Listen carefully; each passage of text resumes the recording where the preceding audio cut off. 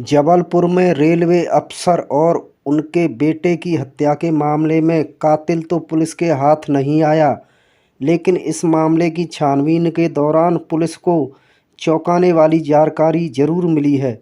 Jabalpur police के मुताबिक rail अधिकारी की लापता बेटी काव्या की कॉल डिटेल से पता चला है कि वो इस दोहरे हत्याकांड की वारदात में शामिल है। वो अपने पड़ोसी दोस्त के साथ मिलकर पिछले 6 महीने से इस खौफनाक वारदात की साजिश रच रही थी। अभी तक वो पुलिस की पहुंच से बाहर है, लेकिन हाल ही में उसकी लोकेशन पुणे में मिली है। जबलपुर के रेलकर्मी राजकुमार विश्वकर्मा और उनके 8 साल के बेटे तनिष्क की हत्या के मामले में पुलिस को राजकुमार की नाबालिग बेटी और उसके बॉयफ्रेंड मुकुल सिंह की तलाश है।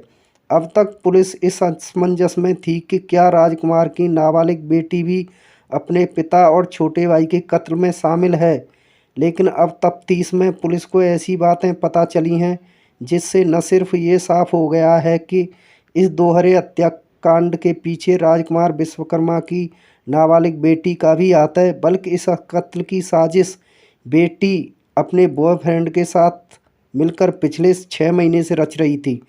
असल में कत्ल के बाद फरार होने से पहले दोनों ने अपने मोबाइल अपने अपने घरों में छोड़ दिए थे और लड़की अपने साथ अपनी मां का मोबाइल फ़ोन लेकर निकली थी, ताकि पुलिस उन्हें मोबाइल फ़ोन के जरिए ट्रैक न कर सके।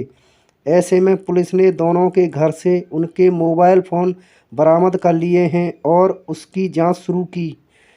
जब पुलिस ने उनके मोबाइल फ़ोन की सीडीआर रिकॉर्डिंग्स और चैट हिस्ट्री की पड़ताल की, तो पता चला कि बेटी पिछले 6 महीने से ही अपने पिता और भाई के कत्ल की साजिश रच रही थी और इसे लेकर वे दोनों मिलकर लगातार प्लानिंग कर रहे थे।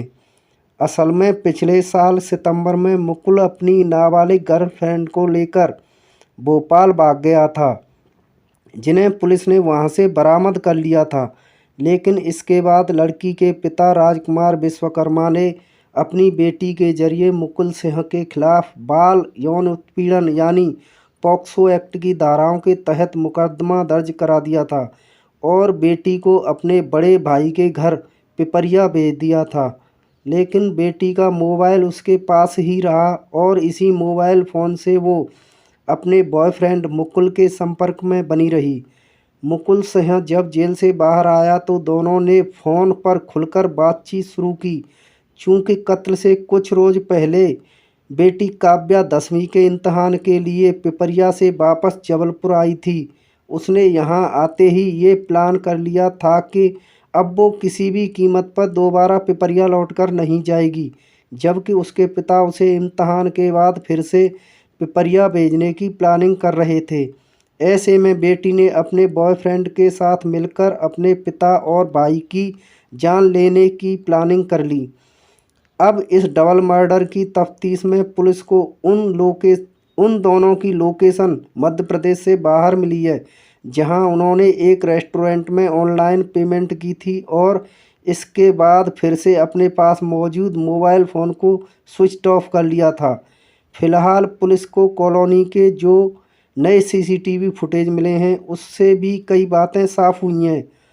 इन सीसीटीवी फुटेज में कत्ल वाली रात Mukul Singh gas cylinder, cutter, gloves वगैरह के साथ कॉलोनी में घूमता दिख रहा है, जो इस बात का सबूत है कि वो कत्ल की प्लानिंग पहले से ही कर चुका था। सिविल लाइन थाना के प्रभारी निरीक्षक धीरज राज ने जानकारी देते हुए बताया कि फरार होने से पहले मुकुल सिंह अपने साथ अपने सारे एजुकेशनल सर्टिफिकेट्स वगैरह लेकर भागा है। ऐसे में शक है कि शायद दोनों अपने घर से दूर किसी अनजान जगह पर अपने हिसाब से ज़िंदगी जीना चाहते हैं और मुकुल काम की तलाश में है। अब तक की तफ्तीश से कत्ल का मकसद, साजिश और साजिश के पीछे छुपे हुए इन दोनों चेहरों की कहानी तकरीबन साफ है। बस इंतज़ार है तो दोनों के पकड़े जाने का। इस दौरान पुलिस को उनकी आखिरी लोकेशन पुणे में मिली है। बताया जा रहा है कि काव्या ने वहां अपने एटीएम कार्ड का इस्तेमाल भी किया था, इसलिए पुलिस को उसकी लोकेशन का पता चल गया।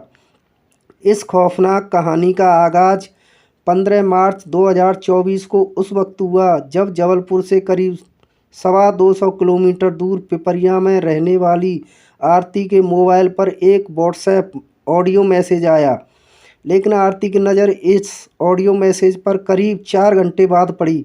ऑडियो मैसेज उसकी चचेरी बहन 16 साल की काव्या ने जबलपुर से भेजा था।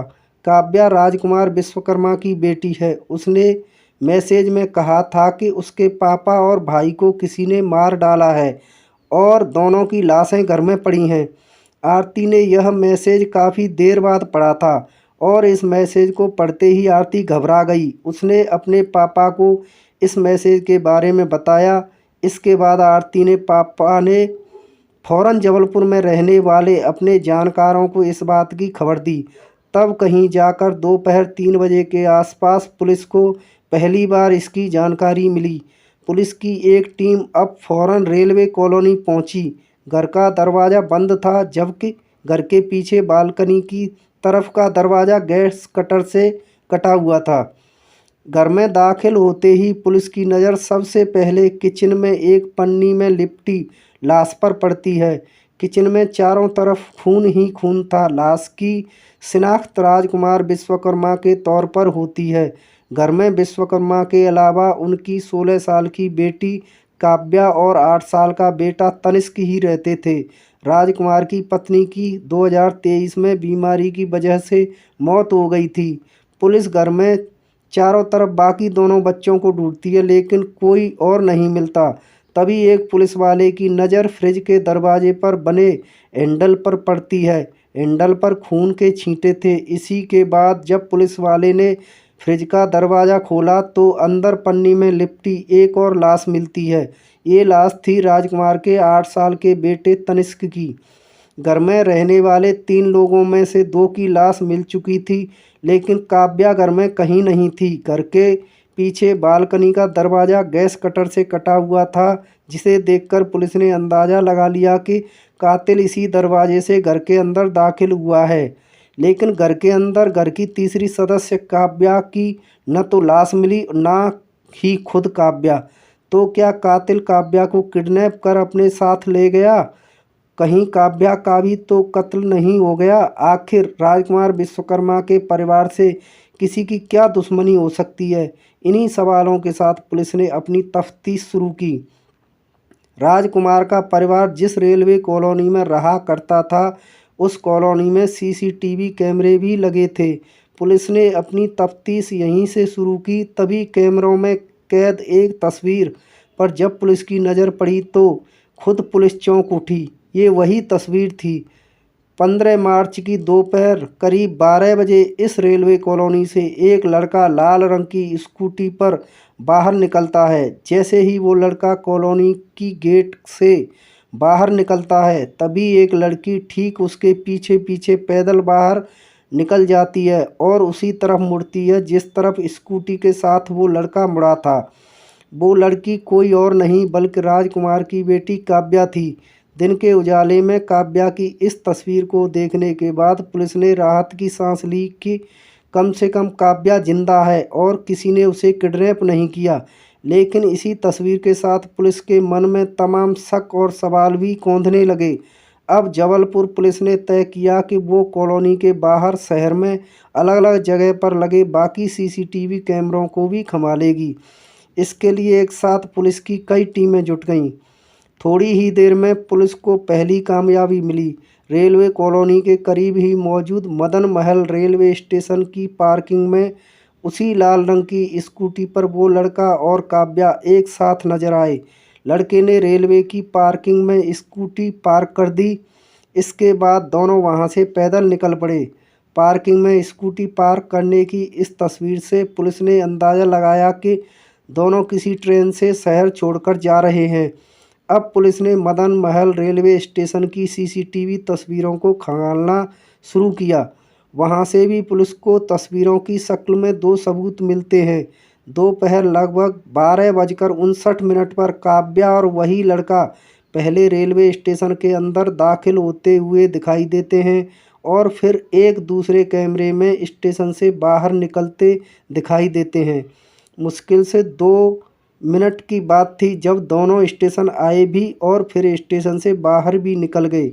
उनके इस आने और फौरन लौट जाने से ऐसा लगता है मानो वो स्टेशन कोई ट्रेन पकड़ने नहीं आए थे, बस आकर लौट जाने के लिए आए थे। अब पुलिस की टीम रेलवे स्टेशन के आसपास के इलाकों के कैमरों को खंगालती है। पुलिस को फिर कामयाबी मिलती है। इस बार काव्या और वो लड़का जबलपुर के आईएसबीटी पर एक कैमरे में नज़र आते हैं। दोनों एक पीले रंग की बस की तरफ बढ़ते हैं और फिर बस में सवार हो जाते हैं। ये बस जबलपुर से कटनी जा रही थी। चूँकि बस कैमरे में कैद हो चुकी थी, लिहाजा अब पुलिस की एक टीम उस बस को ढूंढने में लग जाती है। बस के ड्राइवर और कंडक्टर से पता चलता है कि वो दोनों कटनी से बहुत पहले आधार ताल में ही उतर गए थे। अब पुलिस आधार ताल के बस स्टैंड से जानकारी लेती है तो पता चलता है कि दोनों आधार ताल से एक दूसरी बस में रवाना हुए और कटनी से बहुत पहले सिहोरा में उतर गए। पुलिस की टीम अब सिहोरा पहुंचती है। सिहोरा बस स्टैंड से पता चलता है कि दोनों ने वहां से एक और बस ली और फिर दोनों कटनी उतर गए।